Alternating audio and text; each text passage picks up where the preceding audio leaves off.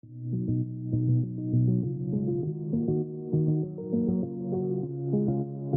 pour ceux qui me connaissent pas, je vais peut-être me présenter d'abord. Je m'appelle donc Cathy Vigouin, je suis chargée d'études donc sur le cerf France-Garonne et Tarn depuis un certain nombre d'années. Aujourd'hui, je vais vous présenter les données pour le Tarn. Sur les productions animales, les 4 productions principales que nous avons sur le département, bovin-lait, ovin-lait, bovin-viande, ovin-viande. Au niveau des ovins-lait, sur la production laitière, au niveau national, on serait alors arrêté au 30 octobre, on serait sur quelque chose de stable par rapport à l'année d'avant. Au niveau de l'Occitanie, on serait à plus 1%. Donc l'Occitanie, c'est 75% de la production nationale. Et dans l'Occitanie, vous avez les Aveyronnais qui font 70 à 75% de la production d'Occitanie, à peu près. Après, il vient le Tarn et après la Lozère. Donc, oui, c'est à peu près 70 au niveau de l'Aveyron. Après, qui a progressé, c'est Auvergne-Rhône-Alpes, mais c'est infime en termes de production. Et donc, après l'Occitanie, l'autre région qui arrive à 20%, c'est Nouvelle-Aquitaine avec le Pays Basque. Et puis après, la Corse, c'est 2% ou 3% à peu près de la production nationale.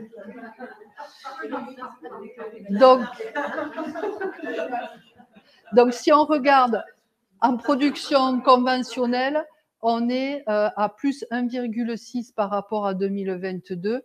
Et en bio, par contre, on a une baisse plus marquée, on a une baisse de 2,5%, malgré un nombre d'exploitations en conversion bio assez importante, surtout sur l'Aveyron, beaucoup plus que nous au niveau du Tarn.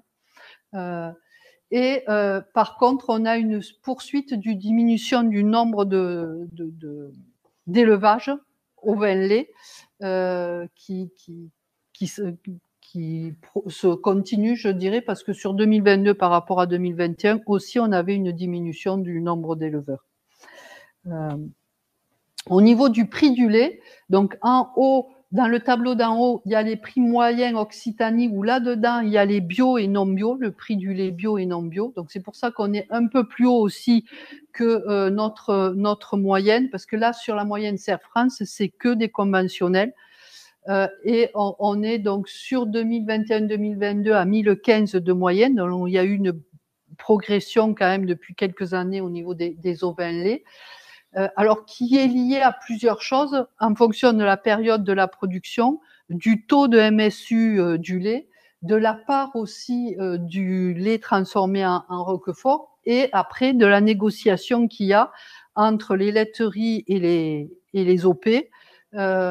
Donc, par rapport à tous ces critères-là, on a le prix qui varie. Et donc, sur l'hypothèse de 2022-2023, est parti avec une progression de 10%, ce qui ferait à peu près 100 à 110 euros l'hecto en plus. On est sur une progression intéressante en termes du prix du lait. En termes de consommation,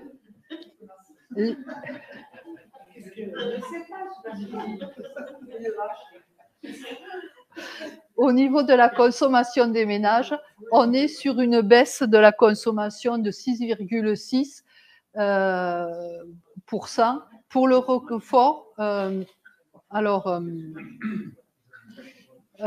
pour le roquefort, on est sur une baisse un peu plus marquée que ça. Et vous l'avez ici, l'évolution des achats des ménages, ici. Là, c'est en volume, hein. C'est pas en euros, parce que si on était en euros, on serait sur une progression du chiffre d'affaires, parce que les prix ont augmenté, hein.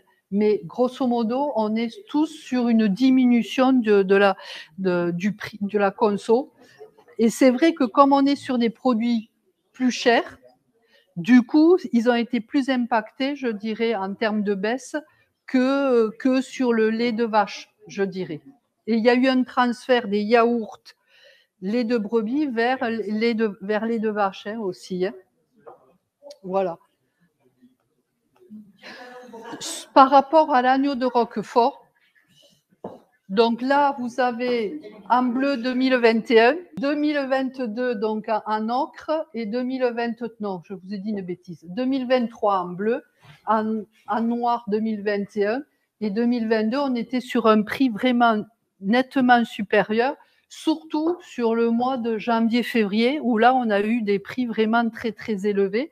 Ce qui fait qu'on a eu un prix de l'agneau sur la campagne 2021-2022 à 76 € l'agneau de Roquefort. On est vraiment sur des prix très intéressants. Là, sur cette campagne, je suis partie sur une baisse et entre 59 et 62 € l'agneau. À Novellet, si on regarde avec une production supérieure à l'exploitation de 4,5%, et ça, il faudra voir si on arrive à ce niveau-là, un prix moyen à 1125, on aurait un produit total qui progresserait de 7,4. Par contre, une augmentation plus forte des charges OP, puisque là, vraiment, eux, c'est vraiment l'année où on a vraiment une hausse des coûts. Et plus 5 au niveau des charges fixes, ça nous donnerait un EBE un peu plus élevé que l'EBE de 2022, où on serait à 80 600, et il fluctuerait entre 79 et 85 000 en termes d'EBE. Et si on regarde en revenu disponible, donc à l'UTH familial avec des niveaux d'annuité supérieurs aux autres productions, on serait sur un revenu disponible à 28 500, moyenne 2023 à 29 600.